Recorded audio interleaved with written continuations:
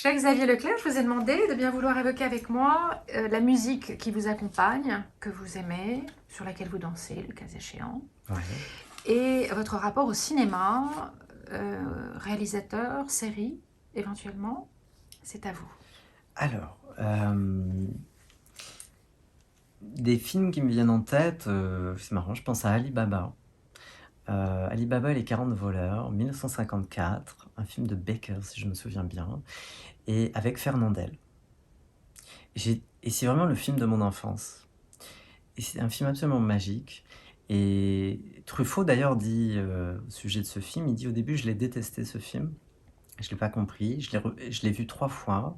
La deuxième fois, j'ai commencé à cerner, et la troisième fois, j'ai adoré, j'étais fasciné. Et donc, moi, j'ai pas eu besoin de ces étapes-là, j'ai adoré aussitôt. J'étais un gamin très pauvre, dans une HLM, vous imaginez 9 enfants, des parents analphabètes, etc. On avait dit qu'on ne parlerait pas trop de ma vie perso, Ah, mais bon, ça glisse. quand ça arrive, Et ça arrive. c'est Alibaba, ça me fait C'est cet Alibaba, effet-là. c'est ça. Et Fernandel, C'est la vraiment, Madeleine. c'est la Madeleine. Ils sont là, vous êtes venus avec des madeleines, C'est- je tiens à les montrer.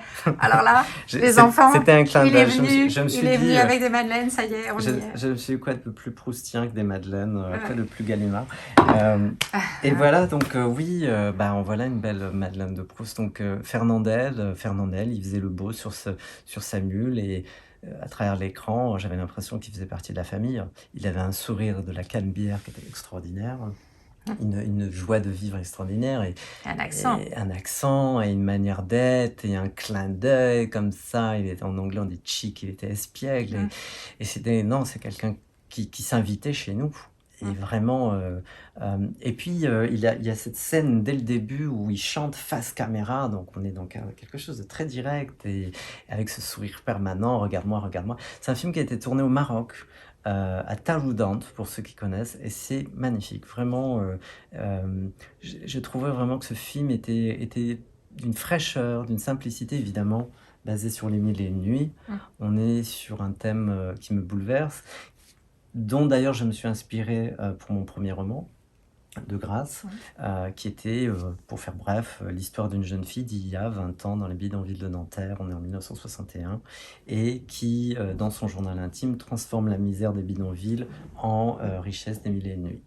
Voilà, les boules, la boue, les rats, etc., les baraquements deviennent des palais de mille et une nuits dans son journal intime. Donc les mille et une nuits, c'est quelque chose de très important pour moi. D'ailleurs, il y a quelque chose de très intéressant quand j'y pense, docteur, c'est que je n'ai jamais rien écrit sans qu'il y ait de la boue et des rats. Et la boue, les rats, les tranchées, ou les bidonvilles de Nanterre, la boue, les rats, encore une fois. Je n'ai jamais rien écrit sans qu'il y ait de la boue et des rats. Et voilà. Et donc je trouve que les milliers de nuits, c'est ce qui me permet de transformer la boue en des sentiers propres et les rats en finalement des banquets très luxuriants, très beaux. Et je trouve qu'il y a là toute la définition de la dignité. Quand ça va pas et qu'on trouve cette force en soi, cette lumière-là, et qu'on transforme ce qui est glauque en quelque chose de lumineux. Et je trouve que c'est une leçon de vie, les mille et une nuits, en réalité. Des séries, une série. Les séries. C'est pas obligatoire. Hein. Non, j'ai pas de série. Si on hésite, donc on passe. Et votre rapport à la musique? D'abord, est-ce que c'est pas possible d'être aussi solaire et de ne pas danser sur un truc aussi cheap danser. Ouais, j'adore danser. Bah, voilà. Non, d'abord, je suis pas du tout dans le snobisme. Moi, j'écoute pas ça. Non, j'aime tout. Je suis capable de vous parler de vous parler de quoi? De Schubert, du Voyage d'hiver qui me hante. Je suis capable d'enchaîner avec des choses très superficielles, avec du rail très très kitsch, avec des choses du synthé horrible, avec un mauvais enregistrement, avec des voix pixelisées, très très triturées à l'électronique. Ce qui me bouleverse en fait à chaque fois, c'est l'authenticité. Je me fiche de savoir que c'est très intellectuel ou que c'est très Non, ce qui me touche, c'est l'authenticité. Moi, quand j'écoute certains chanteurs algérois, de raï, avec des voix complètement bidons, vous allez me dire: «Bah, alors c'est tout le contraire de l'authentique puisque c'est trituré et cetera». Oui, la contradiction est évidente, mais ce qui est authentique, Non, mais c'est c'est votre émotion. c'est l'émotion, voilà, c'est l'émotion que ça génère. Puis c'est l'envie d'un pauvre type qui habite probablement un quartier pauvre d'Alger, qui a envie de devenir une star mondiale et qui, moi, j'imagine tout de suite un conte de fées. Donc, je me dis, c'est touchant ça aussi. Euh, donc, je crois que c'est important d'être, de pas se fermer musicalement. Et puis, vous savez, ce qui est le pauvre d'hier et le riche de demain. Regardez le blues, regardez le jazz, regardez tout ce qui était, qui avait une odeur de sulfure. Enfin, c'était très très mal vu à l'époque, tout ça. Et aujourd'hui, c'est très très ce qui est plus bourgeois. Euh, donc, je ne me ferme pas. Je suis profondément sensible à tout ce qui bouge, à tout ce qui s'entend, à toutes les influences du monde entier. Euh, évidemment, je m'inspire beaucoup de musique aussi dans mon écriture, mais j'ai un rapport très animiste à la musique. Donc je m'en sers pour me connecter à des émotions. Donc quand j'ai besoin de me mettre dans un certain état d'esprit, j'écoute des musiques qui vont me faire entrer dans cet état un peu second, et qui me permettra d'être en phase avec l'émotion que je décris. C'est très très important. Euh, pour vraiment, il y a quelque chose de très animal dans cette forme d'écriture aussi et de musicalité, parce que ça vient tout seul en fait, on est conditionné. Pour moi, il y a euh, j'aurais pu parler de Proust tout à l'heure. Proust en fait est très mal compris. J'entends tout le temps les gens me dire: «Oui, Guermantes, Swann, ceci, ça». Je crois que c'est une manière de comprendre Proust, mais c'est pas du tout ce qui m'intéresse en fait chez Proust. Ce qui m'intéresse chez Proust, c'est l'Africain. Alors, ce qui m'in Alors là, on y va quand on même, y parce va. que là, on y va. Allez, chiche. Là, on y va. Moi, je... C'est Free l'Africain. fall, moi, je vous dis. Allez, on y va. C'est une proposition intéressante, n'est-ce Ah oui, pas? oui, ah bah, c'est irrésistible. On tourne la page. Totalement irrésistible, on y va, on y va. Proust, l'Africain. Ah oui. C'est un Africain parce qu'il a un sens de la transe. Il y a des fois où ces phrases sont tellement longues, ils vous emmènent tellement dans des couloirs infinis que vous finissez par décrocher. C'est une question d'humanité. Vous êtes obligé à un moment donné de perdre le fil. C'est obligé. Évidemment qu'il le sait, ça. Et lui qui était un bronchitique, malade tout le temps avec son asthme, entre quatre murs de Liège, il était vraiment... il avait besoin d'être solaire, il avait besoin de sortir de cet univers glauque, de ce manque d'air, littéralement. Donc je pense que nous faire voyager dans la rythmique de ces mots, de cette manière d'agencer son propos et d'avancer, d'avancer, d'avancer. Au bout d'un moment, ce qui se passe pour le lecteur, en tout cas, je vous raconte mon expérience la plus intime avec Proust, c'est qu'à un moment donné, je me déconnecte. Alors, il y a deux personnes en moi. Il y a la personne rationnelle qui va y revenir et se forcer à comprendre, d'après les codes occidentaux, ce dont il est vraiment question, l'aspect social, la relation, le développement de l'histoire, etc. Bref, ce qu'on apprend à l'école.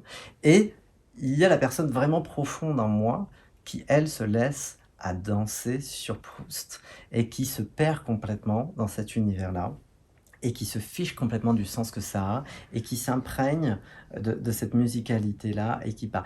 Et ça vaut de l'or parce qu'il m'a appris cette chose extraordinaire de savoir lâcher prise et de savoir, en tant que lecteur, on parle beaucoup d'écriture, mais apprendre à lire, c'est très très important.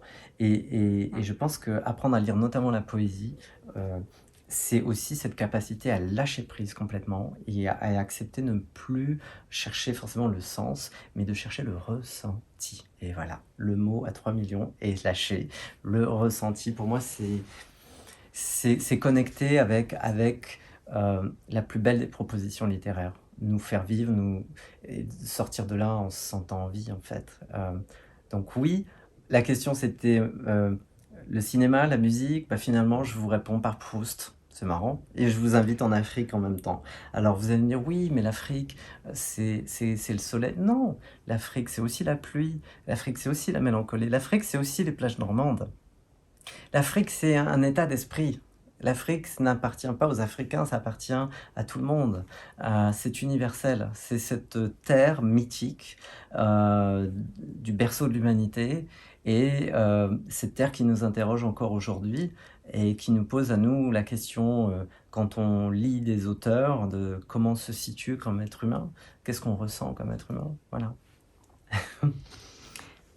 C'est merveilleux. Merci. Une question qui sera la même pour les trois sujets. Si vous ne deviez retenir qu'un écrivain, Oui, qu'un écrivain, alors je dirais Jean-Marie Laclaftine. J'ai pas le choix. J'ai pas le choix parce que c'est pas seulement quelqu'un que j'adore, mais c'est juste pour moi un des plus grands écrivains contemporains qui soit.